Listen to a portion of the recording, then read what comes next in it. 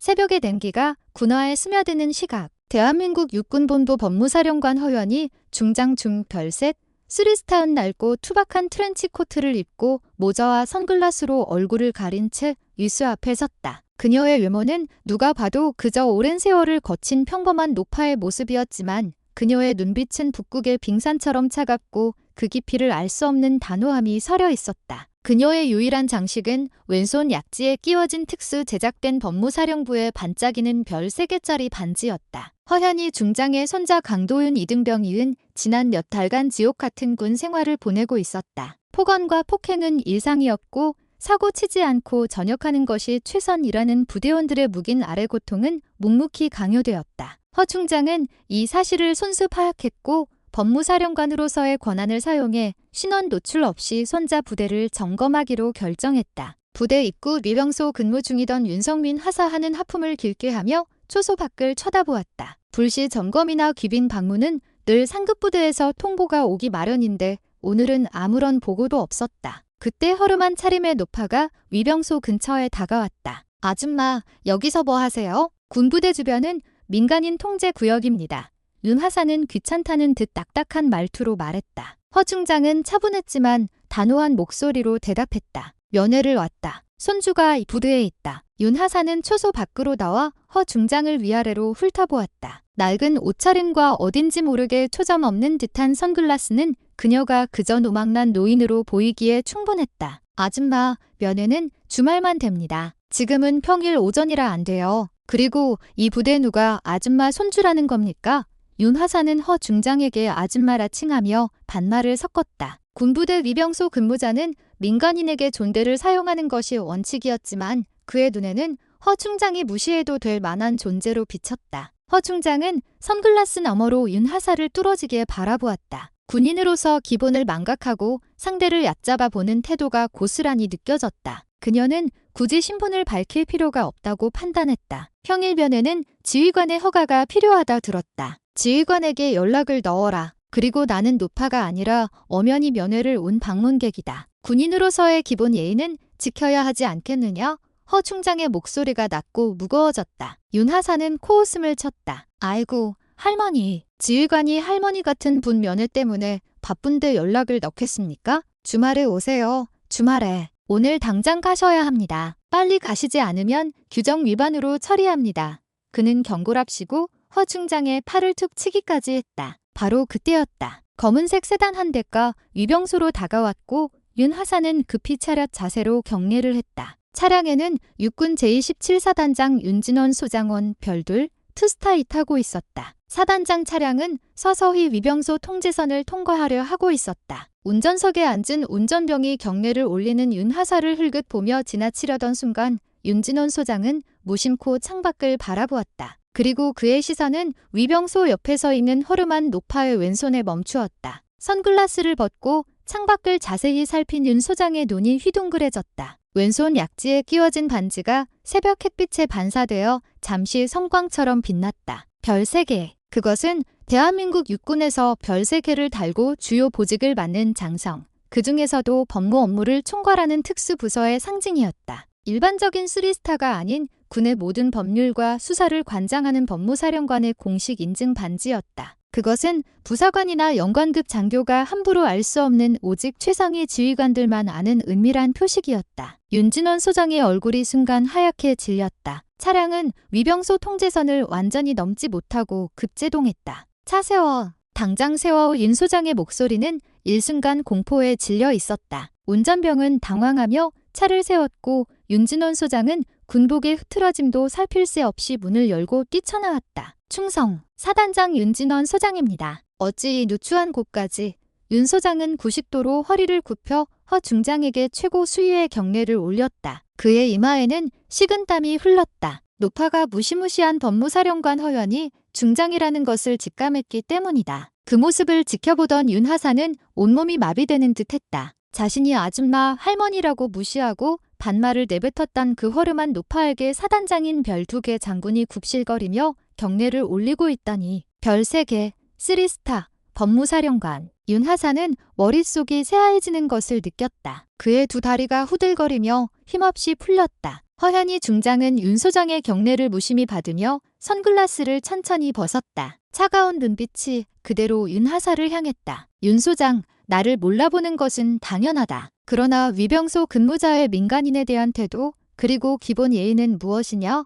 허 중장의 목소리는 낮았지만 주변의 모든 공기를 얼려버릴 듯한 압도적인 권위를 담고 있었다. 윤 소장은 고개를 숙인 채 대답할 말을 찾지 못했고 그저 땀만 흘렸다. 허 중장은 윤 하사를 향해 눈을 돌렸다. 윤 하사, 너는 군인으로서의 책무, 즉 국민에 대한 봉사와 존중을 망각했다. 법무는 이미 시작되었다. 지금부터 너는 모든 것을 내려놓고 조사에 임하게 될 것이다. 윤 하사는 그 자리에서 털썩 주저앉았다. 그의 입술은 파르르 떨렸지만 아무 말도 나오지 않았다. 허 중장은 차가운 표정으로 윤 소장에게 지시했다. 나는 면회를 왔다. 내 손주 강도윤 이등병이 소속된 중대로 안내하라. 민간인 복장은 유지한다. 그리고 내가 도착할 때까지 부대원 누구에게도 내 신분을 누설하지 마라. 혹시라도 이런 반구라도 새어나간다면 윤 소장 역시 법무사령부의 조사를 피할 수 없을 것이다. 윤 소장은 당장이라도 무너져 내릴 것 같은 목소리로 대답했다.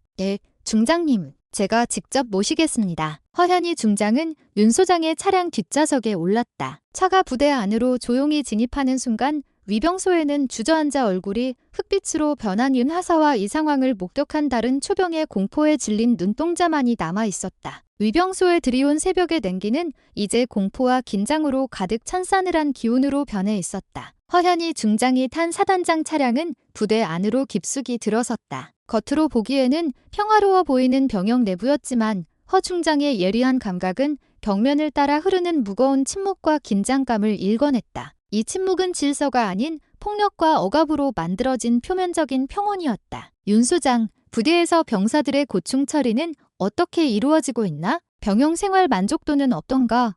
허 중장이 차분한 어조로 물었다. 윤 소장은 등줄기에 흐르는 땀을 닦으며 조심스럽게 대답했다. 중장님, 저희 사단은 정기적으로 병영 실태 조사를 실시하고 있습니다. 최근 결과는 양호한 수준으로 보고되었습니다. 물론 일부 사소한 마찰은 있으나 즉시 지휘 조치하고 있습니다. 사소한 마찰이라 허 중장의 목소리가 한층 더 낮아졌다. 소장, 나는 보고서의 숫자를 믿지 않는다. 나는 병사들의 눈빛과 부대의 공기를 믿는다. 사소한 마찰이 과연 사소한 것인지 아니면 당신들의 묵인 아래 숨겨진 거대한 폭력의 그림자인지는 곧 밝혀질 것이다. 윤 소장은 더 이상 아무 말도 할 수 없었다. 법무사령관의 이 말은 이미 허 중장이 부대의 문제점을 상당 부분 파악하고 있다는 명백한 경고였다. 잠시 후 차량은 강도윤 이등병이 소속된 중대 막사 앞에 멈춰섰다. 허현희 중장은 민간인 복장 그대로 차량에서 내렸다. 윤 소장은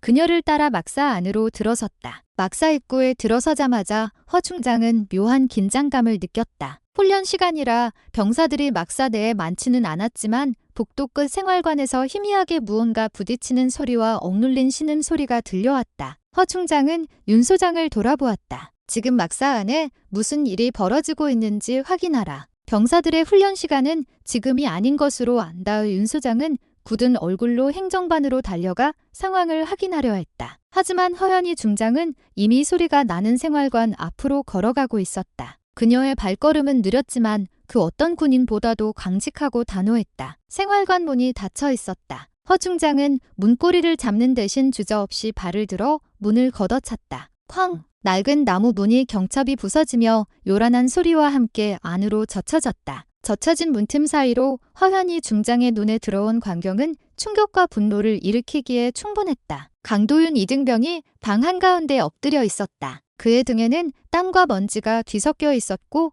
억지로 참으려는 듯한 신음소리가 새어나오고 있었다. 그의 주변에는 3명의 선임병들이 서 있었다. 박진태 상병상이 도윤의 등 뒤에 서서 발로 도윤의 옆구리를 세게 차는 순간이었다. 야, 이 새끼야. 똑바로 안 해? 어제 내가 흘린 총기 윤활유 때문에 내가 얼마나 털렸는지 알아? 똑바로 안 하면 오늘 너 병실에 실려가는 거다. 박상병은 분노에 가득 찬 목소리로 소리쳤다. 옆에 서 있던 김철민 병장 김은 팔짱을 끼고 이 상황을 묵묵히 지켜보고 있었고 정우영 일병 일은 겁먹은 표정으로 주변을 살피고 있었다. 폭행은 일상적이었고 병장인 김 병장은 이를 방관하고 있었다. 그 순간 경음과 함께 열린 문 앞에서 허름한 옷차림의 노파가 서 있는 것을 본 그들의 눈빛은 일제히 당황으로 가득 찼다. 허현이 중장의 얼굴은 무표정했지만 그녀의 눈빛은 이미 천둥과 번개를 품고 있었다. 마치 끓는 용광로처럼 격렬한 분노가 그녀의 속에서 요동쳤지만 그녀는 극도의 자제력으로 그것을 억누르고 있었다. 박상병은 당황했지만 곧 짜증 섞인 목소리로 소리쳤다. 누구세요? 여긴 민간인이 들어올 수 없습니다. 당장 나가세요. 그때 뒤따라 생활관 입구에 도착한 윤진원 소장이 이 광경을 목격하고는 그대로 굳어버렸다. 병사들이 폭행을 저지르는 현장, 그리고 그 앞에서 있는 법무사령관. 이보다 더 절망적일 수는 없었다. 허현희 중장은 천천히 왼손 약지에 끼워진 반짝이는 별색의 반지를 보여주었다. 그리고는 천천히 또렷하게 입을 열었다. 나는 대한민국 육군본부 법무사령관 육군 중장 허현이다. 그 한마디가 생활관 전체를 순식간에 정지시켰다. 폭행을 가하던 박상병의 발은 공중에 멈춘 듯했고 김 병장의 팔짱은 힘없이 풀렸다. 엎드려 고통을 참던 강도윤 이등병은 그 목소리의 주인공이 자신의 할머니임을 깨닫고 고개를 들었다. 그의 눈에는 놀라움, 안도, 그리고 슬픔이 뒤섞여 있었다. 허현희 중장은 폭행 가해자와 방관자들, 그리고 뒤따라 윤 소장을 차례로 훑어보았다. 현 시간표로 이 생활관에서 벌어진 모든 폭력행위는 군용법 제60조 폭행 및 가혹행위에 의거 법무사령부의 직속 수사 대상이 된다. 그녀는 윤 소장을 향해 명령했다. 윤 소장, 현장에 있던 폭행 가해자 박진태 상병, 방관자 김철민 병장, 그리고 이 상황을 알았거나 묵인한 모든 지휘관, 즉시 현장 체포하여 법무사령부 특별수사팀에 인계하라. 그리고 이 중대 지휘관을 포함한 모든 간부, 병영 실태조사 보고를 허위로 작성한 책임자와 관련자 전원 군 수사와 군법회의에 회부한다. 윤 소장은 완전히 압도당한 채 온몸을 떨며 대답했다. 예, 중장님, 명을 받들겠습니다. 허현희 중장은 마지막으로 도윤 이등병에게 시선을 주었다. 이미 그녀는 모든 상황을 파악하고 있었다. 그녀의 눈빛은 이제 괜찮다는 무언의 메시지를 담고 있었다. 그녀는 이제 더 이상 허름한 민간인이 아니었다. 그녀는 대한민국 군법의 최고 집행자, 압도적인 권위와 분노를 가진 법무사령관이었다. 생활관의 강철 회랑에는 이제 폭행의 신음 대신 군법의 날카로운 칼날이 휘두르는 섬뜩한 침묵만이 감돌고 있었다. 법무사령관의 현장 체포 지시가 내려지자 사단 전체는 일순간 거대한 지진이 난 듯한 혼란에 휩싸였다. 특히 강도윤 이등병이 소속된 중대는 순식간에 법무사령부에서 급파된 수사관들과 군사경찰 특수팀에게 포위되었다. 군 수사관들은 박진태 상병, 김철민 병장 등 폭행 가해자와 방관자들을 현장에서 체포하고 중대장과 행보관을 비롯한 지휘 간부들을 긴급 소환했다. 허현희 중장은 중대 막사 내에 임시로 마련된 지휘 통제실에 자리 잡았다. 그녀의 앞에는 이미 수사팀이 확보한 병사들의 고충 처리 기록, 지휘관들의 지휘 보고서, 그리고 중대 회계 장부 사본이 쌓여 있었다. 수사관들은 폭행 사건을 단순한 병역 내 가혹 행위로 한정 짓지 않는다. 폭행을 묵인하게 만든 근본적인 구조적 문제, 그리고 그 배후에 존재하는 부패의 고리를 찾아내야 한다.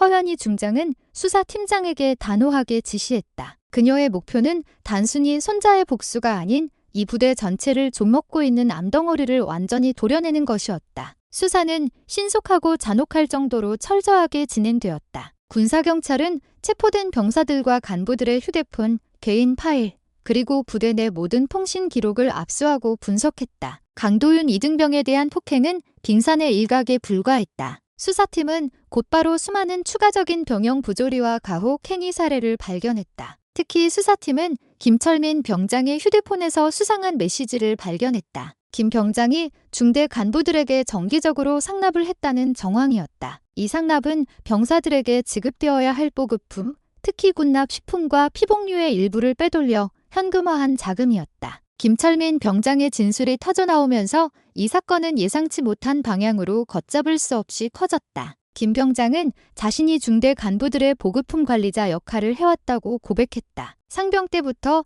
중대장님과 행보관님 지시로 병사들 몰래 폐지 물품이나 보급품을 빼돌려서 팔았습니다. 주로 외부업자에게 넘겼고 그 돈의 일부는 저희 생활관 회식비로 쓰거나 간부님들 술값에 보탰습니다. 안 그러면 저도 갈굼당했습니다. 수사는 즉시 중대 간부들에게로 확대되었다. 중대장과 행보관은 처음에는 완강히 부인했지만 김 병장의 구체적인 진술과 회계 장부의 허위 기재 내역이 맞물리자 결국 자백했다. 그들은 부대의 예산 집행을 조작하고 병사들의 복지 물품을 횡령하여 개인적인 용도로 유용하고 있었다. 허 중장은 이 횡령 사건이 단순한 중대급의 비리가 아님을 직감했다. 중대급 간부가 단독으로 군납 물품을 빼돌려 유통망을 만들 수는 없다. 분명히 상급 부대 혹은 군납 업체와의 연관성이 있을 것이다. 중대급 횡령 자금이 누구의 지시와 묵인 아래 이루어졌는지 그 검은 돈의 흐름을 추적하라.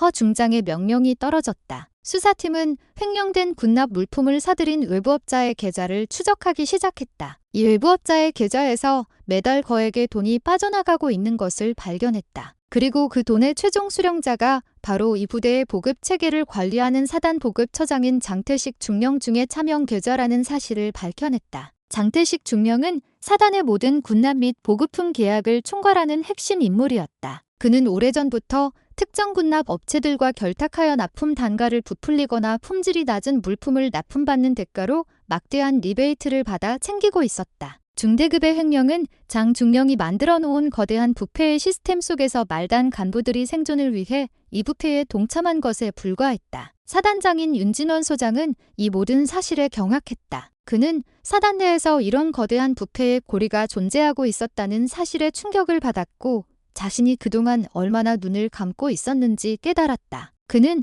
허현희 중장에게 달려와 무릎을 꿇었다. 중장님, 제가 부덕했습니다. 제가 지휘 책임을 통감하고 모든 것을 내려놓겠습니다. 이 모든 것이 제 불찰입니다. 허 중장은 차갑게 그를 내려다보았다. 윤 소장, 당신이 이 사건에 직접적으로 연루되지 않았을 수도 있다. 하지만 당신이 지휘하는 부대에서 병사들의 고통이 묵살되고 군의 예산이 횡령되는 동안 당신은 무엇을 했나? 지휘관은 모든 것을 알고 있어야 한다. 그 무지가 당신의 책임이다. 허현희 중장은 장태식 중령을 긴급 체포하고 그의 집과 사무실을 압수수색할 것을 명령했다. 압수수색 과정에서 장 중령이 숨겨놓은 수십억 원 상당의 비자금과 함께 상이 지휘 계통에 대한 정기적인 상납 내역을 기록한 비밀 장부가 발견되었다. 이 장부는 장태식 중령이 자신의 부패를 숨기기 위해 상급부대 고위 간부들에게 뇌물을 제공한 기록이었다. 그 이름들 속에는 이 사단의 보급 체계에 관여했던 군수참모장, 그리고 군수사령부의 일부 연관급 장교들의 이름까지 포함되어 있었다. 폭행 사건으로 시작된 작은 불씨가 이제 대한민국 육군 내부의 고위 간부까지 연결된 거대한 군납 비리 및 횡령 사건의 수모구를 걷어내기 시작한 것이다. 허현희 중장은 이 거대한 거미줄의 실타래를 끊어내기 위해 주저없이 수사의 칼날을 군수사령부로 향하게 했다. 그녀의 눈에는 이미 군복의 명예를 더럽힌 모든 부패의 고리를 부숴버릴 껴리만이 가득했다. 법무사령관 허현희 중장의 지휘 아래 진행된 수사는 멈출 줄 몰랐다. 장태식 중령의 비밀 장부가 공개되자 사단과 군수사령부 일대는 발칵 뒤집혔다. 군납 비리에 연루된 고위 간부들은 자신들의 이름이 수사선상에 올랐다는 사실에 패닉에 빠졌다. 허현희 중장은 이 거대한 부패 카르텔을 일망타진하기 위해 법무사령관으로서의 모든 권한을 동원했다. 그녀는 군수사기관 역사상 전례 없는 대규모 특별수사팀을 조직하고 법무사령부 이하의 모든 특수수사 인력을 동원하여 수사를 진행했다. 이 수사팀의 표어는 오직 하나, 성역 없는 수사였다. 가장 먼저 칼날이 향한 곳은 장태식 중령의 직속 상관이자 오랫동안 군수참모에서 요직을 거친 박명수 대령명 대위였다. 박 대령은 장 중령을 보급처장에 앉히고 그의 비리를 묵인하는 대가로 막대한 뇌물을 받아온 핵심 인물이었다. 박 대령은 법무사령부 소환에 불응하며 변호사를 통해 정치적 음모라며 항변했다. 하지만 허현희 중장은 기다려주지 않았다. 법무사령관은 군 법원에서 발부받은 영장을 집행하여 박 대령을 강제 구인했고 그의 모든 자산을 동결시켰다. 신문 과정은 가혹할 만큼 냉정했다. 허현희 중장은 박 대령에게 장 중령의 장부와 자금 흐름을 보여주며 그가 받은 리베이트의 출처와 사용처를 하나하나 짚어나갔다. 박 대령, 당신이 군인으로서의 명예를 팔아 얻은 검은 돈이 최전방에서 고생하는 병사들의 밥상과 보급품을 갉아먹었다. 당신의 탐욕은 한 병사의 고통과 직결된다. 당신은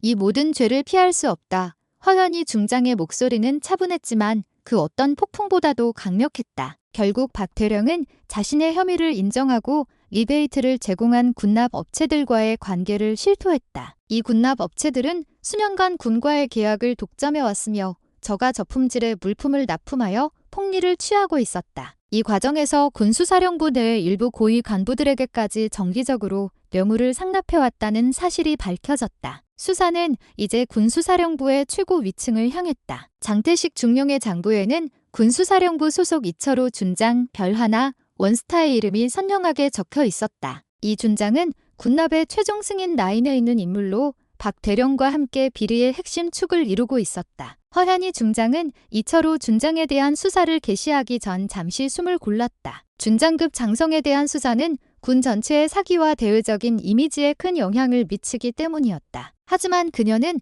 망설이지 않았다. 군의 명예를 실추시킨 장성은 계급의 높고 낮음을 떠나 엄정한 법의 심판을 받아야 했다. 허 중장은 법무사령관 직속 특수수사팀을 이끌고 이 준장의 사무실로 찾아갔다. 이 준장은 자신에게 다가오는 허현희 중장을 보고 당황했지만 써 침착한 척했다. 허 중장, 당신이 사령관으로서 이런 말단 수사에 직접 관여하는 것은 월권이자 군의 지휘체계를 문란하게 하는 행위다.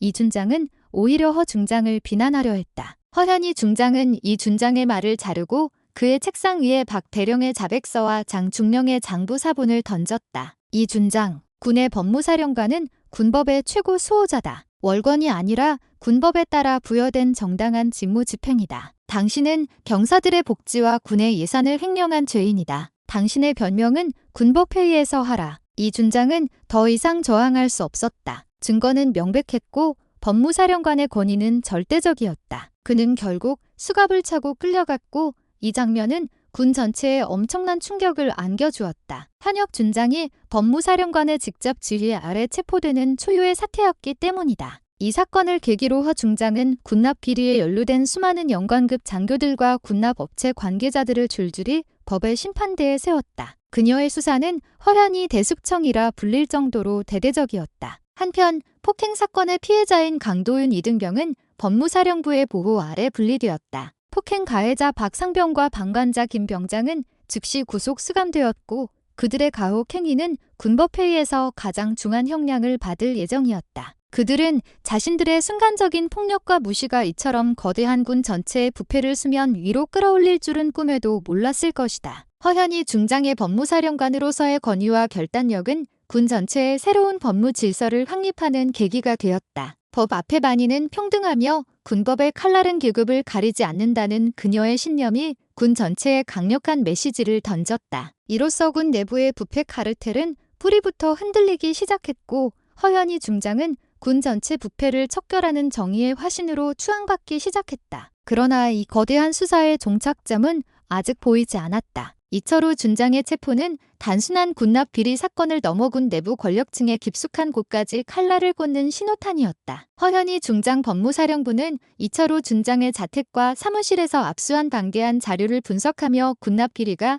특정 세력에 의해 조직적으로 보호받고 있었음을 입증하는 결정적인 증거를 찾아냈다. 압수된 디지털 파일 중 암호화된 비밀통신 기록이 발견되었다. 이 기록은 이철호 준장이 익명의 인물과 주고받은 메시지였으며 내용 중에는 군납업체 선정 과정에서의 특혜와 관련된 구체적인 지시 사항들이 포함되어 있었다. 수사팀은 이 암호화된 통신 기록의 발신지를 역추적하는 데 성공했다. 그 결과는 충격적이었다. 발신지는 다름 아닌 국방부의 최고 정책 결정 라인 중 하나로 연결되었다. 허현희 중장은 수사의 최종 목표가 군수사령부의 준장을 넘어 국방부의 고위 정책 위반자에게 향하고 있음을 직감했다. 이것은 단순한 군법의 집행을 넘어 군 내부 권력 다툼으로 비화될 수 있는 위험천만한 순간이었다. 허 중장은 수사팀장에게 비밀리에 지시했다. 이 증거는 절대 외부로 유출되어서는 안 된다. 국방부의 최종 목표를 확인할 때까지 모든 수사는 법무사령부 내부에서 극비리에 진행되어야 한다. 이제 우리의 싸움은 눈에 보이는 부패를 넘어 시스템을 움직이는 보이지 않는 손을 향한다. 수사팀은 통신 기록의 발신지 주변 인물들을 대상으로 은밀한 조사를 펼쳤다. 그 결과 익명의 인물이 국방부 내에서 막강한 영향력을 행사하는 정책기획실 소속의 민간 전문위원인 최선국이라는 사실이 밝혀졌다. 최선국은 군납 및 방위산업 계약에 대한 최종 정책 조언을 하는 인물로 실질적으로 군의 거대 예산 집행에 깊숙이 관여하고 있었다. 그는 공식 계급은 없지만 군의 최고 위층을 움직이는 그림자 실세로 알려져 있었다. 최선국이 군납 비리의 최정점에 있다는 사실은 이 사건이 단순히 군 내부의 일탈이 아닌 군과 민간 고위층이 결탁한 조직적 부정부패였음을 의미했다. 허현희 중장은 최선국에 대한 수사를 시작하기 위해 법무사령관으로서의 권한을 최대한 활용했다. 민간인이라 할지라도 군사기밀 유출 및 군납 비리 연루 혐의가 있다면 군 수사 대상이 될 수 있었다. 허 중장은 국방부 장관에게 직접 보고하는 대신 수사팀을 통해 최선국에 대한 체포영장을 군 법원에 신청했다. 증거는 차고 넘쳤지만 그의 신분과 배경 때문에 군 법원 내부에서도 긴장감이 감돌았다. 결국 허현희 중장의 강력한 의지와 완벽하게 확보된 증거 덕분에 영장은 발부되었다. 최선국 체포 작전은 새벽에 극비리에 진행되었다. 군사경찰 특수팀은 최선국의 자택을 급습했다. 최선국은 자신의 체포를 예상하지 못했는지 매우 당황한 표정이었다. 체포 후 법무사령부로 압송된 최선국은 처음에는 모든 혐의를 부인하며 고위 간부들의 이름을 거론하며 협박했다. 허 중장, 당신이 지금 무슨 짓을 하는지 아나? 나는 이 나라의 국방 정책에 관여하는 인물이다. 나를 건드린다면 당신의 법무사령관직은 물론 군 생활 자체가 끝날 것이다. 내가 아는 비밀을 당신은 감당할 수 없을 것이다. 최선국은 분노하며 소리쳤다. 허현희 중장은 그의 협박에 눈 하나 깜짝하지 않았다. 그녀는 차분하게 최선국 앞에 앉아 그의 모든 혐의를 정리한 보고서를 펼쳤다. 최선국 씨, 당신의 협박은 공갈죄로 추가될 수 있다. 내가 당신을 여기까지 데려온 것은 당신의 비밀을 두려워해서가 아니라 당신의 비밀을 모두 파헤치기 위해서다. 당신은 군납 비리를 통해 취득한 금액을 세탁하고 그 돈을 국내외 투자 자산으로 분산시켰다. 나는 당신의 해외 페이퍼 컴퍼니와 차명 계좌의 모든 정보를 확보했다. 더 이상 거짓말은 통하지 않는다. 허 중장의 단호함과 완벽한 증거 제시 앞에 최선국은 결국 무너졌다. 그는 자신의 혐의를 인정하고 군납 비리를 조장한 배후에 더 큰 권력자들이 존재함을 실토했다. 이 모든 것은 저 혼자 한 일이 아닙니다. 군수사령부의 핵심 라인을 움직이고 최종적으로 저를 보호해준 상위 권력자가 있었습니다. 그분이 있었기에 제가 이 모든 것을 할 수 있었습니다. 최선국의 자백은 허현희 중장의 수사가 마지막 정점으로 향하고 있음을 알리는 신호였다. 군납 비리의 검은 실타래는 이제 국방부의 최고 위층을 넘어 이 나라의 권력 중심부로 향하고 있었다. 허현희 중장은 멈추지 않았다. 그녀의 눈빛에는 군복의 명예와 손주의 정의를 되찾겠다는 강철 같은 의지만이 불타고 있었다. 최선국의 자백은 허현희 중장의 법무사령부 수사의 결정적인 전환점이 되었다. 최선국이 언급한 상위 권력자의 정체는 다름 아닌 국방부 차관직을 역임하고 현재 군 복지재단의 이사장직을 맡고 있는 군 출신 거물 고영진이었다. 고영진은 오랜 기간 군의 인사와 예산 집행에 막강한 영향력을 행사해 온 원로로 현 국방부 장관까지도 함부로 대할 수 없는 위치에 있었다. 허 중장은 고영진 이사장이 군 복지재단 이사장으로 있으면서 군 복지 예산을 유용하고 재단 소속의 사업권을 특정 군납 업체들에게 특혜로 넘겨주는 대가로 거액의 리베이트를 받아왔다는 사실을 밝혀냈다. 최선국은 고 이사장의 그림자 역할을 하며 군납 비리의 실질적인 자금 세탁과 운반책 역할을 해왔던 것이다. 이 사실이 드러나자 군과 정계는 일순간 충격에 휩싸였다. 고영진 이사장은 수많은 고위 간부들의 정신적 지주였고 그의 인맥은 군과 정계 전반에 걸쳐 넓게 퍼져 있었기 때문이었다. 이 수사는 단순한 비리 척결을 넘어 군 내부의 오래된 적폐 세력과의 정면 대결을 의미했다. 허현희 중장은 고영진 이사장에 대한 수사를 개시하기 위해 국방부 장관에게 직접 보고서를 제출했다. 장관은 사안의 민감성과 고 이사장의 배경 때문에 수사를 망설였지만 허 중장은 단호했다. 장관님, 군의 기강과 명예는 법 앞에서만 바로 설 수 있습니다. 군 복지 예산은 젊은 병사들의 피와 땀으로 만들어진 것입니다. 그것을 유용한 자는 그 어떤 계급과 명예를 가졌다 하더라도 법의 심판을 받아야 합니다. 수사를 멈춘다면 법무사령관으로서 군법회의의 장관님을 포함한 모든 연루자를 회부할 수밖에 없습니다.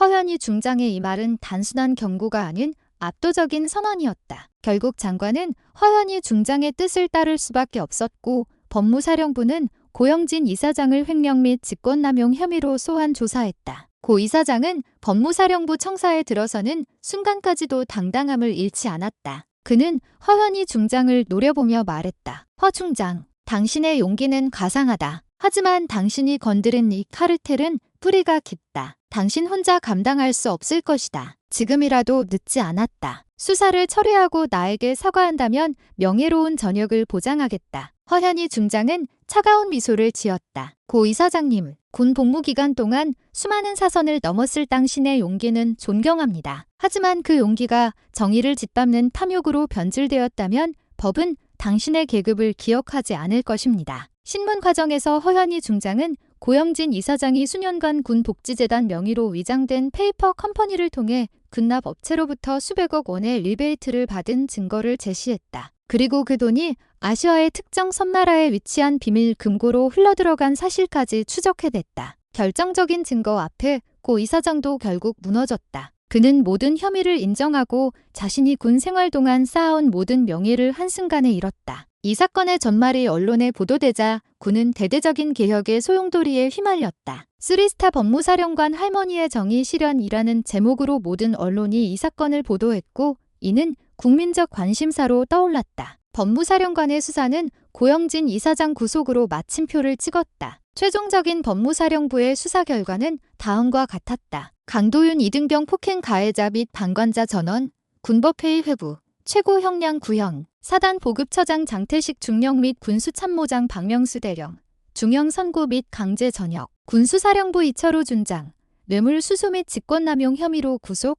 중형 선고, 국방부 정책기획실 최선국 전문위원, 군납 비리 및 자금 세탁 혐의로 구속, 고영진 전 차관, 군복지 예산 횡령 및 리베이트 혐의로 구속, 전 자산 몰수. 이 모든 수사는 강도윤 이등병을 향한 작은 폭행 사건에서 시작되었다. 허현희 중장은 군의 최고 법무 책임자로서 자신의 손주에게 가해진 불의를 계기로 군 전체의 부패를 척결하는 거대한 숙청을 단행했다. 수사가 마무리된 후 허 중장은 군법회의에서 최종 판결을 지켜보았다. 그리고 중장으로서 마지막 공식 일정으로 손주 강도윤 이등병의 부대를 다시 방문했다. 더 이상 위병소 근무자는 그녀에게 반말을 하거나 무시하지 않았다. 모든 병사들은 그녀를 향해 진심으로 존경하는 눈빛으로 경례를 올렸다. 그녀는 도윤 이등병을 마주했다. 도윤은 이제 더 이상 폭행에 상처를 입은 나약한 병사가 아니었다. 그는 할머니의 강철 같은 정의를 보았고 군에 대한 희망을 되찾았다. 허현희 중장은 도윤의 어깨를 두드려 주었다. 도윤아, 군복의 명예는 계급에서 나오는 것이 아니라 정의를 지키는 용기에서 나오는 것이다. 너는 잘 버텨주었다. 이제 이 부대는 너처럼 정의로운 젊은이들이 꿈을 펼칠 수 있는 곳이 될 것이다. 이후 허현희 중장은 법무사령관직을 명예롭게 내려놓고 전역했다. 그녀의 이야기는 군 내부의 전설로 남았고 그녀가 주도한 법무개혁은 대한민국 군대의 투명성과 정의를 한 단계 끌어올리는 결정적인 계기가 되었다. 강도윤 이등병의 작은 상처는 결국 거대한 군을 개혁하는 도화선이 된 것이다. 허현희 중장의 법무사령관직 사퇴와 고영진 전 차관의 구속으로 군납 비리 수사는 일단락되는 듯했다. 하지만 허현희 중장의 강철 같은 의지는 멈추지 않았다. 그녀는 이미 전역을 준비하는 시점에도 남은 수사팀에게 마지막 임무를 부여했다. 바로 이중 감찰이었다. 허현희 중장은 수많은 거물들을 잡아들이는 과정에서 이들이 단순히 돈을 탐해서가 아니라 정치적 혹은 군 내부의 주도권 경쟁의 희생양일 수도 있다는 의혹을 품었다. 군납 비리 수사를 성공적으로 이끈 그녀에게도 이 거대한 카르텔 뒤에 있는 진짜 권력자의 존재는 여전히 의문으로 남아 있었다. 그녀는 이 부패의 근본적인 원인을 찾아내고자 했다. 허현희 중장은 자신의 사령관직에서 물러나기 직전 가장 신뢰하는 특수법무감찰관인 김재희 소령 기무 무궁화 한계에게 비밀 지령을 내렸다. 김소령, 군납 비리 수사는 표면적인 결과다. 나는 이 부패의 고리를 만들어내고 보호했던 궁극적인 배후가 존재한다고 확신한다. 당신은 나의 그림자가 되어 공식적으로 종료된 이 사건을 비밀리에 재감찰해야 한다. 김재희 소령은 법무사령부 내에서도 뛰어난 정보 분석 능력과 냉철한 판단력으로 정평이 나 있었다. 그녀는 허현희 중장의 지시에 따라 이중 감찰팀을 극비리에 운영하기 시작했다. 이 팀은 최소한의 인원으로 구성되었으며 심지어 국방부 장관에게도 보고되지 않았다. 이중 감찰팀이 집중한 부분은 고영진 이사장이 리베이트 자금을 세탁했던 해외 차명 계좌의 최종 자금 흐름이었다. 고 이사장이 구속된 후 이 계좌의 자금은 모두 동결되었지만 김소령은 동결 직전 소액의 인출 기록이 반복적으로 발견된 것을 포착했다. 금액은 크지 않았지만 이 반복적인 인출 패턴은 자금을 관리하는 또 다른 조력자가 있음을 시사했다. 김소령은 이 소액 인출금의 최종 수령 계좌를 추적했다. 그리고 그 계좌의 주인은 뜻밖에도 현재 육군본부의 핵심 보직인 인사참모장을 맡고 있는 최원석 소장 별 2개이었다. 최원석 소장은 허현희 중장과 동기이면서도 사석에서는 늘 그녀의 법무 원칙에 대해 비판적인 입장을 취해온 인물이었다. 최원석 소장은 겉으로는 청렴한 군인으로 알려져 있었고 이번 군납 비리 수사에서도 아무런 혐의가 없었다. 하지만 김소령은 그의 계좌로 흘러들어간 소액의 돈이 침묵의 대가일 수 있다고 판단했다. 즉, 최원석 소장은 고영진 이사장의 비리를 알고 있었고 이를 묵인해주는 대가로 정기적인 용돈을 받아왔을 가능성이 높다. 김소령은 최 소장이 고영진 이사장 구속 직전에 해외 차명 계좌의 존재와 비리 규모를 파악하고 있었을 것이라고 추정했다. 그리고 고 이사장의 몰락을 지켜보며 자신이 다음 표적이 될까 두려워 모든 증거를 은폐했을 것이라고 판단했다. 이중 감찰팀은 최원석 소장의 통신 기록과 주변 인물들을 대상으로 은밀한 정보 수집을 강화했다. 그러던 중 최 소장이 정기적으로 특정 인물과 비밀 회동을 가졌다는 첩보를 입수했다. 이 인물은 놀랍게도 국방부의 현직 장관 비서실장인 강민호 대령 대 무궁화 세계이었다. 강민호 대령은 장관의 최측근으로 국방부의 모든 정보를 취합하고 장관의 지시를 하다라는 핵심 연결고리였다. 최원석 소장과 강민호 대령의 비밀 회동은 단순히 친목을 위한 것이 아닐 가능성이 매우 높았다. 이들은 고영진 이사장의 비리 규모와 수사 진행 상황을 실시간으로 공유하고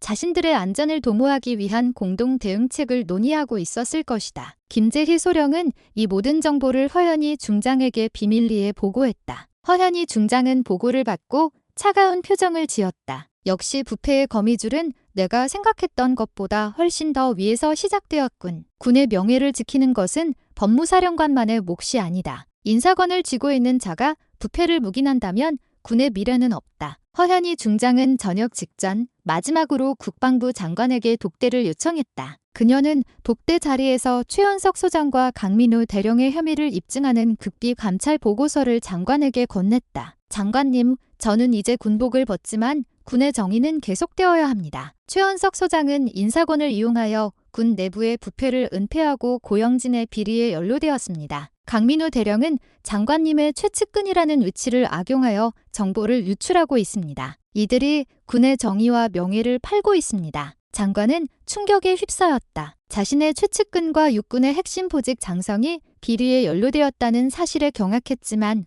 허현희 중장이 제시한 증거는 너무나 명백했다. 허현희 중장은 마지막으로 단호하게 말했다. 장관님, 이 사건을 묻어둔다면 군의 개혁은 실패로 끝날 것입니다. 진정한 개혁은 가장 높은 곳에서 시작되어야 합니다. 저는 법무사령관으로서 마지막 명령을 수행한 것입니다. 허현희 중장은 그 자리에서 경례를 올리고 미련 없이 장관실을 나섰다. 그녀가 전역한 후에도 그녀의 그림자이자 법무의 칼날인 김재희 소령은 은밀하게 움직이기 시작했다. 이제 수사의 칼날은 군의 심장부, 인사권을 쥐고 있는 최고 위층을 향해 서서히 움직이고 있었다. 허현희 중장의 전역 후 군 내부의 긴장감은 최고조에 달했다. 공식적으로는 군납 비리 수사가 끝났다고 발표되었지만 군 수뇌부는 허 중장이 마지막에 남긴 극비 감찰 보고서 때문에 폭풍전의 불안감을 느끼고 있었다. 특히 최원석 소장은 자신의 혐의가 드러날까봐 극도의 초조함 속에서 하루하루를 보내고 있었다. 국방부 장관은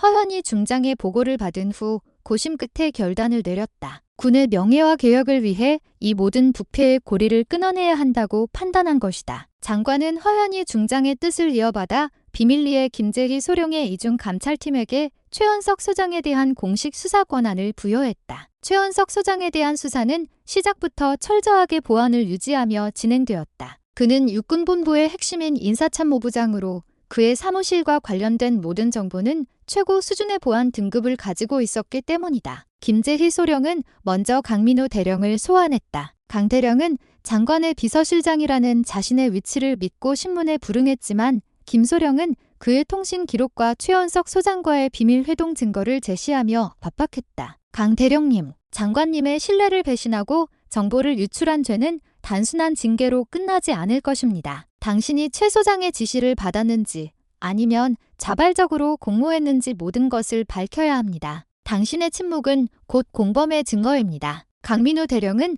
결국 압박에 못 이겨 최원석 소장과의 관계를 실토했다. 최 소장은 고영진 이사장의 비리가 터지기 직전 강 대령에게 접근하여 수사 상황을 파악하게 했으며 이를 통해 자신의 연루 정황을 은폐하도록 지시했다는 것이다. 또한 강 대령은 최 소장에게 군 인사 정보를 미리 유출하여 최 소장이 자신에게 불리한 인물들을 인사상 불이익을 주도록 도왔다는 사실까지 밝혀졌다. 강 대령의 자백은 최원석 소장에 대한 구속 영장을 발부받는 결정적인 증거가 되었다. 최원석 소장은 인사참모회의 중 법무사령부에서 급파된 군사경찰 특수팀에 의해 현장에서 체포되었다. 현역 별 2개 소장이 군본부에서 현행범으로 체포되는 초유의 사태의 육군본부는 일순간 얼어붙었다. 체포된 최원석 소장에 대한 신문은 허현희 중장이 직접 신문했던 것처럼 압도적이고 치밀하게 진행되었다. 김재희 소령은 최 소장에게 고영진 이사장과의 금전거래 내역,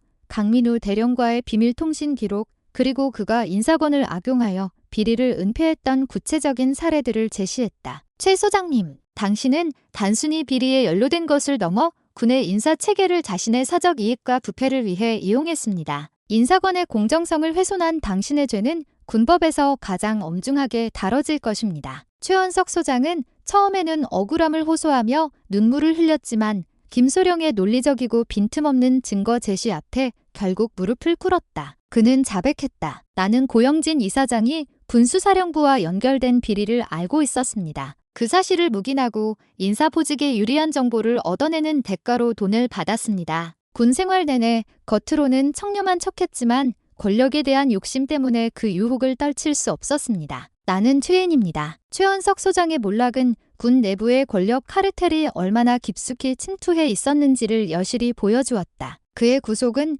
군의 인사체계 전반에 대한 대대적인 감사로 이어졌다. 최 소장이 재임 기간 동안 처리했던 모든 인사 기록이 재검토되었고 그의 악의적인 지시로 부당한 인사 조치를 받았던 많은 정의로운 군인들이 복권되었다. 이 사건은 허현희 중장의 정의의 그림자로 불리는 김재희 소령의 활약 덕분에 가능했다. 김 소령은 허현희 중장의 철학을 그대로 이어받아 계급과 지위에 굴하지 않는 강직한 법 집행을 보여주었다. 결국 강도윤 이등병의 작은 상처에서 시작된 이 사건은 육군 최고 위층의 인사 비리와 군납 비리라는 거대한 두 개의 축을 모두 무너뜨렸다. 허현희 중장은 군복을 벗었지만 그녀가 뿌린 정의의 씨앗은 군 전체의 개혁에 물결을 일으키며 강력한 영향력을 발휘하고 있었다. 이제 군 전체는 새로운 법무 질서를 향한 격변의 시대를 맞이하고 있었다. 최원석 소장의 구속은 군의 정점에 남아있던 마지막 남은 거대한 악의 축을 무너뜨렸다. 그러나 법무감찰관 김재희 소령은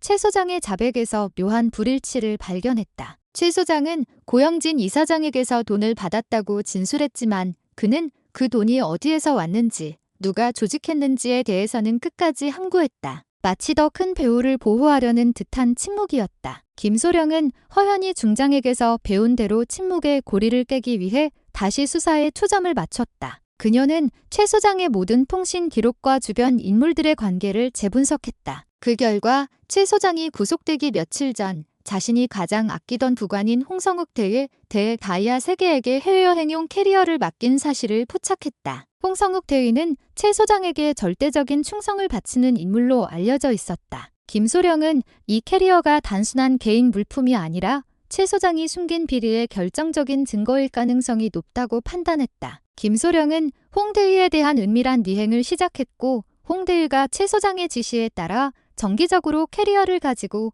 인천의 한 오래된 창고 건물을 방문한다는 사실을 알아냈다. 김소령은 군 법원에서 영장을 발부받아 특수팀을 이끌고 창고를 급습했다. 창고 안은 겉보기에는 잡동사니로 가득했지만 깊숙한 곳에는 이중으로 잠긴 강철 금고가 숨겨져 있었다. 금고를 강제로 개방하자 그 안에서 나온 것은 수백억 원 상당의 현금과 금괴, 그리고 수십 건의 정체불명의 장부였다. 이 장부는 장태식 중령이나 고영진 이사장의 장부와는 차원이 달랐다. 이 장부에는 군납 비리를 통해 조성된 자금의 흐름이 수십 년에 걸쳐 상세하게 기록되어 있었다. 장부의 내용을 분석하던 김소령은 충격에 빠졌다. 이 장부는 단순히 돈의 흐름을 기록한 것이 아니라 군납 비리를 통해 조성된 검은 자금이 군과 정계의 특정 인사들에게 정기적으로 상납된 기록이었다. 그리고 이 자금의 최종 수령자 명단에는 이미 구속된 고영진 전 차관의 이름은 물론 현직 국방부 장관을 비롯한 군 수뇌부의 이름까지 적혀 있었다. 이 장부는 친묵의 카르텔의 존재를 입증하는 결정적인 증거였다. 이 카르텔은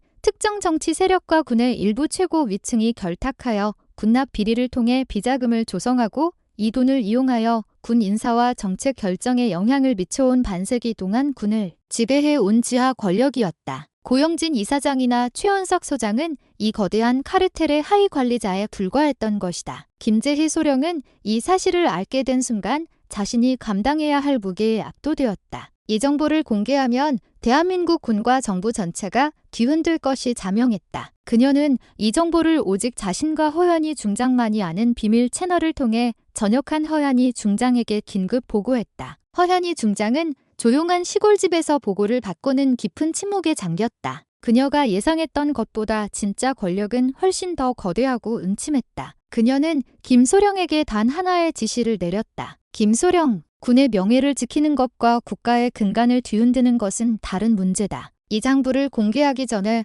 우리는 그들의 마지막 반격을 예상하고 그 반격을 막아낼 완벽한 전략을 세워야 한다. 허현희 중장은 자신의 전역 후에도 군의 정의를 지키기 위해 이제 군부 밖에서 최후의 전쟁을 준비하기 시작했다. 김재희 소령은 허현희 중장의 뜻에 따라 이 충격적인 장부를 법무사령부의 최고 등급 비밀 금고에 봉인하고 카르텔의 최종 목표와 반격 시점을 예측하기 위한 치밀한 정보전을 시작했다. 김재희 소령은 허현희 중장의 지시에 따라 침묵의 카르텔 장부를 봉인하고 장부 속 인물들의 움직임을 감시하는 데 집중했다. 그녀는 장부의 이름이 언급된 현직 국방부 장관과 육군 참모총장을 포함한 최고 위층들이 자신들의 비리가 밝혀질까 두려워 허현희 중장을 향한 역공을 준비하고 있음을 감지했다. 카르텔의 최종 반격은 허현희 중장의 군납 비리 은폐 및 독단적 권한 남용이라는 프레임을 씌우는 것이었다. 그들은 허현희 중장이 법무사령관 재임 시절 자신의 손주 관련 사건을 처리하는 과정에서 군법을 위반하고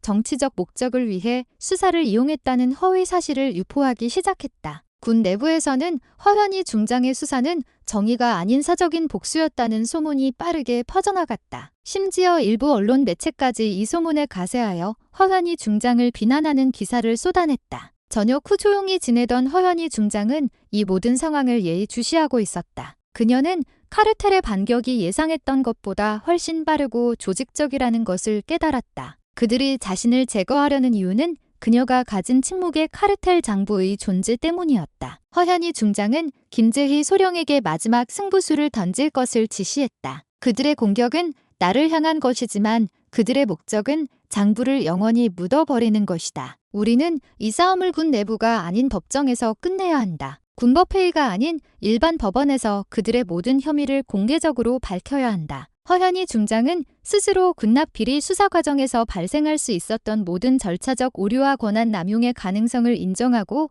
그들의 공격을 정면으로 받아치기로 결심했다. 그녀는 군 복무 시절 자신에게 도움을 받았던 최고의 민간 법률 전문가들을 비밀리에 접촉했다. 카르텔은 허현희 중장을 군법회의가 아닌 민간 법원의 명예훼손 및 직권남용 혐의로 고소했다. 그들은 자신들의 막강한 영향력을 동원하여 민간 법원에서도 허현희 중장에게 불리한 판결을 이끌어내려 했다. 재판 당일 법정은 군 수뇌부와 정계 인사들로 가득 찼다. 허현희 중장은 검은 정장을 입고 법정에 섰다. 그녀의 모습은 전직 중장의 위엄보다는 진실을 수호하는 전사의 모습이었다. 카르텔 측 변호사는 허현희 중장이 손주를 구하기 위해 군납 비리 수사를 악용했다고 맹렬히 비난했다. 피고인 허현희는 법무사령관의 막강한 권한을 이용하여 사적인 복수심으로 군 전체를 혼란에 빠뜨렸다. 그녀의 수사는 절차적 정당성을 잃었으며 이는 명백한 권한 남용입니다. 허현희 중장은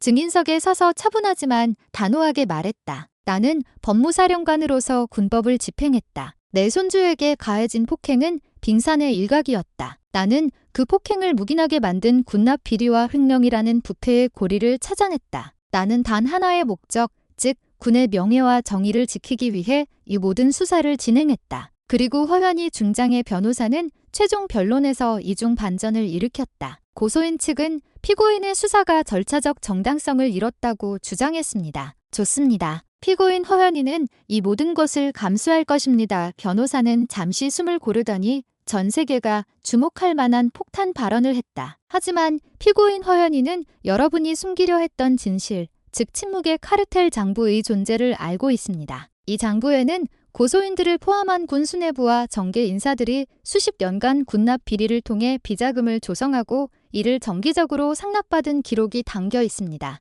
이 장부는 현재 피고인이 지정한 국가안보기관의 비밀 금고에 보관되어 있으며 피고인에게 불리한 판결이 나올 경우 즉시 전 세계에 공개될 것입니다. 법정은 순식간에 아수라장이 되었다. 고소인 측 인사들의 얼굴은 흑빛으로 변했고 그들의 침묵은 장부의 존재를 증명했다. 허현희 중장은 이 마지막 승부수를 통해 자신이 가진 최후의 무기가 진실임을 선언한 것이다. 그녀는 자신의 명예를 걸고 군납 비리를 척결하는 데 성공했지만 궁극적으로 카르텔의 존재를 밝혀내기 위해 스스로 법정에 섰다. 이 선언으로 인해 카르텔은 더 이상 허현희 중장을 공격할 수 없었다. 그들의 공격은 곧 자신들의 멸망을 의미했기 때문이다. 허현희 중장은 자신의 모든 명예와 경력을 걸고 이 거대한 부패 세력과의 싸움에서 최종적인 승리를 거두었다. 허현희 중장의 법무 여왕으로서의 마지막 승부수는 군과 정계의 쓰나미를 일으켰다. 침묵의 카르텔 장부의 존재는 명백한 사실로 받아들여졌고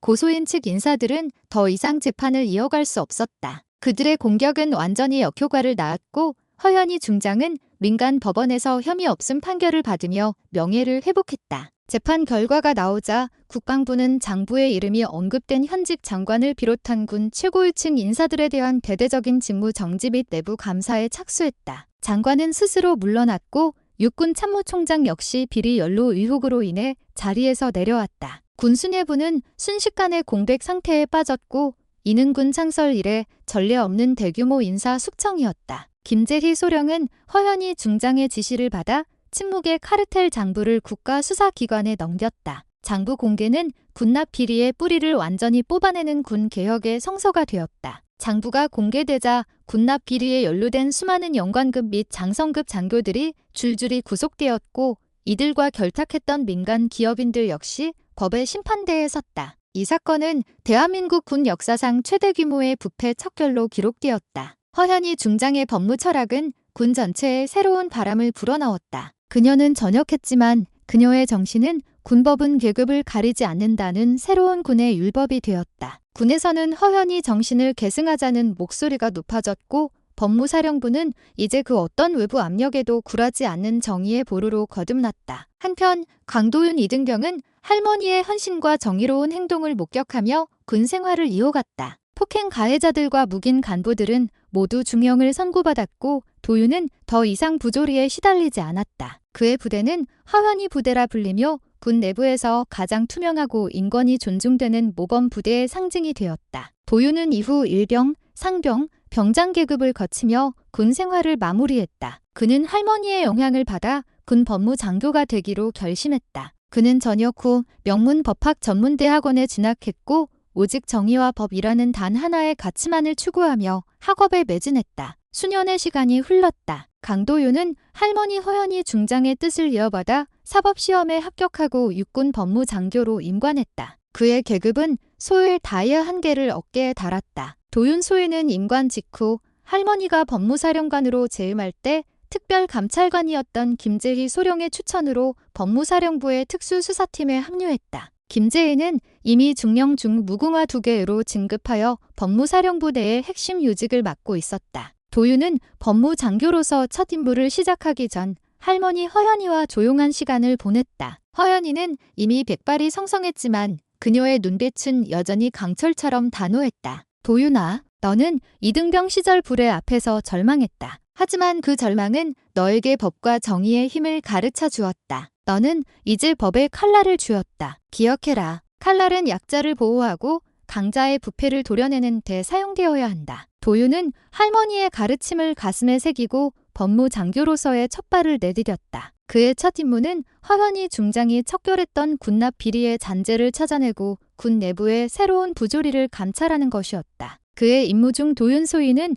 군납 업체들이 여전히 군 내부 인사들에게 은밀한 로비를 시도하고 있다는 첩보를 입수했다. 이 로비의 목적은 군수 물자 재계약 특혜를 얻어내는 것이었다. 도윤 소위는 김재희 중령의 지휘 아래 이 로비의 실체를 파헤치기 위해 함정 수사에 돌입했다. 그는 민간인으로 위장하여 로비스트에게 접근했고 로비의 주동자가 국방부 소속의 민간계약심의 위원인 이현우라는 사실을 밝혀냈다. 이현우는 허현희 중장의 숙청 이후 새롭게 채용된 인물이었지만 알고 보니 과거 고영진 전 차관의 비서실에서 일했던 카르텔에 숨겨진 잔재였다. 도윤 소위는 이현우가 군납 업체로부터 거액의 현금과 향응을 제공받는 현장을 급습하여 체포했다. 이현우의 사무실에서는 로비 내역이 상세히 기록된 비밀 장부가 발견되었다. 이현우의 장부에는 비록 계급이 높지는 않지만 군의 핵심 보직인 군수관리부서의 새로운 연관급 장교들의 이름이 적혀 있었다. 이는 허현희 중장의 숙청 이후에도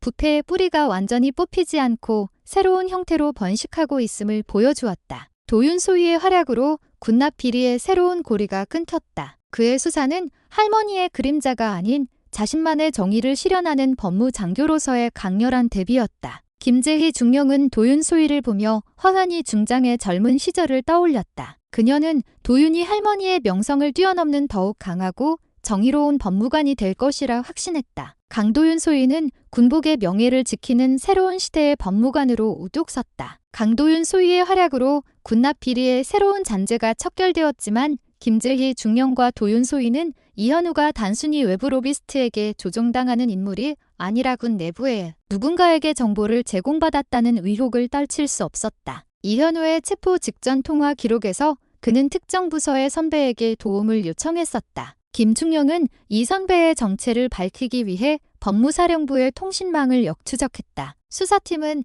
이현우가 통화했던 번호가 육군본부의 고위정책연구팀에서 사용되는 내선 번호라는 사실을 밝혀냈다. 고위정책연구팀은 군의 미래 전략과 인사에 대한 최고 수준의 기밀을 다루는 부서였다. 이곳에서 이현우와 연결된 인물은 이 팀의 실무 책임자인 백민호 소령 백후 무궁화 한계이었다. 백민호 소령은 군 내부에서 엘리트 중에 엘리트로 불리며 탁월한 능력으로 빠르게 진급하고 있었다. 그의 계급은 도윤 소위보다 한 단계 높은 무궁화 한계였다. 그는 겉으로는 강직하고 청렴해 보였지만 김중령은 그가 허현희 중장의 숙청 이후 군 내부의 권력 공백을 틈타 새로운 카르텔의 우두머리가 되려 하고 있다고 의심했다. 백민호 소령에 대한 수사는 극도로 조심스럽게 진행되었다. 그는 모든 움직임과 통신의 보안을 철저히 했기 때문이다. 도윤 소위는 백민호 소령의 주변을 탐색하는 임무를 맡았다. 그는 이등병 시절 겪었던 폭행의 경험과 할머니의 가르침으로 다져진 날카로운 직감을 이용하여 백소령의 은밀한 행동 패턴을 분석했다. 도윤은 백소령이 매주 한 번 공식 업무가 끝난 후 자신의 집이 아닌 군인 아파트의 오래된 동을 방문한다는 사실을 포착했다. 그곳은 군 내부에서도 거의 사용하지 않는 버려진 듯한 공간이었다. 김재희 중령과 도윤 소위는 이 아파트를 은밀히 감시했다. 그리고 다음 주 백민호 소령이 그 아파트에 들어선 후 얼마 지나지 않아 또 다른 군복 입은 인물이 아파트에 들어서는 것을 목격했다. 그 인물은 바로 육군본부 군수관리부서의 새로운 수장인 민준식 대령 대우 무궁화 세계이었다. 백소령과 민 대령의 비밀 회동은 이들이 군납 재계약 특혜를 논의하는 새로운 비리 고리라는 결정적인 증거였다. 백소령은 정책 정보를 제공하고 민 대령은 계약 특혜를 주는 내부의 배신자들이었다. 김중령은 즉시 특수팀을 투입하여 두 사람을 현장에서 긴급 체포했다. 체포 당시 그들의 앞에는 수십억 원 상당의 현금 다발이 놓여 있었다. 신문 과정에서 백민호 소령은 모든 혐의를 인정했다. 그는 허현희 중장의 숙청 이후 발생한 공백을 이용하여 새로운 부패 시스템을 구축하려 했다고 자백했다. 허현희 중장님의 숙청은 일시적인 공포였을 뿐입니다. 군의 부패는 구조적인 문제입니다. 누군가는 이 시스템을 이용해야 했습니다. 저는 그 기회를 잡으려 했을 뿐입니다. 백소령의 자백은 군 내부의 뿌리 깊은 적폐가 얼마나 쉽게 되살아날 수 있는지를 보여주었다. 도윤 소위는 이 사건을 통해 정의는 끊임없이 싸워 쟁취해야 하는 영원한 숙명임을 깨달았다. 그는 자신의 임무가 할머니의 숙청을 완성하는 것이 아니라 군 내부의 정의를 영원히 수호하는 것임을 깨달았다. 백민호 소령과 민준식 대령의 체포는 강도윤 소위와 김재희 중령에게 큰 명예를 안겨주었다. 그러나 이 사건은 군 내부에 보이지 않는 암투가 끝나지 않았음을 증명했다. 김재희 중령은 백소령의 사무실에서 압수한 자료를 분석하던 중 충격적인 사실을 발견했다. 백소령은 자신의 비리를 숨기기 위해 군 내부의 감찰관들을 매수하거나 위협하여 자신에 대한 수사를 막으려 했다. 그리고 이 과정에서 법무사령부 소속의 일부 영관급 장교들이 백소령의 회유에 넘어갔다는 정황 증거를 확보했다. 이는 허연히 중령과 김재희 중령이 그토록 지키려 했던 법무사령부의 순수성에 대한 심각한 도전이었다. 군의 정의를 지켜야 할 법무관들이 스스로 부패의 고리에 동참했다는 사실은 이들의 정의를 향한 의지를 꺾을 수도 있는 충격이었다. 김중령은 깊은 고뇌에 빠졌다. 자신의 부서를 수사해야 하는 이중적인 고통에 직면한 것이다. 이때 강도윤 소유가 김중령을 찾아왔다. 중령님, 할머니께서 항상 말씀하셨습니다. 가장 어두운 곳은 등잔 밑이라고. 법무사령부의 명예를 지키는 것은 외부에 있는 부패를 척결하는 것보다 내부의 배신자를 도려내는 것이 더 중요합니다. 제가 하겠습니다. 도윤 소유는 자원하여 법무사령부 내부 감찰을 맡았다. 그의 임무는 자신과 함께 일하는 선배 법무관들의 비리 연루 여부를 파헤치는 것이었다. 도윤 소유는 철저한 조사 끝에 법무사령부 소속의 박기철 소령이 백민호 소령에게서 뇌물을 받고